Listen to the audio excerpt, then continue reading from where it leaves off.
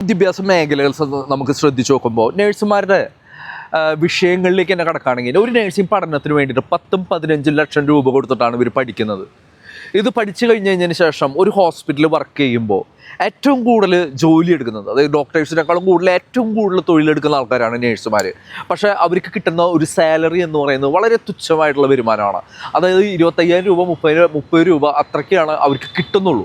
അപ്പോൾ ഈ കിട്ടുന്ന ആ ഒരു തുക എത്രത്തോളം പ്രായോഗികമാണ് എന്ന് ചിന്തിച്ചു നോക്കൂ.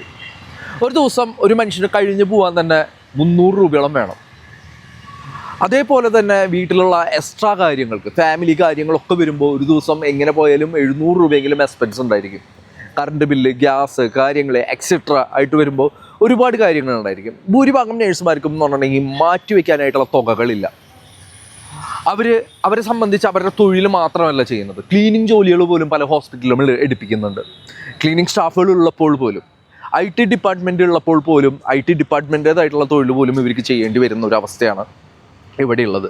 പിന്നെ പോരാത്തതിന് 8 മണിക്കൂർ എന്ന് പറഞ്ഞിട്ടുള്ള വർക്കിംഗ് അവേഴ്സ് അല്ല, 12 മണിക്കൂറിൽ കൂടുതൽ ഈ പ്രൊഫഷനിൽ ജോലി ചെയ്യേണ്ടി വരുന്ന നേഴ്സുമാരെ നമുക്കറിയാം.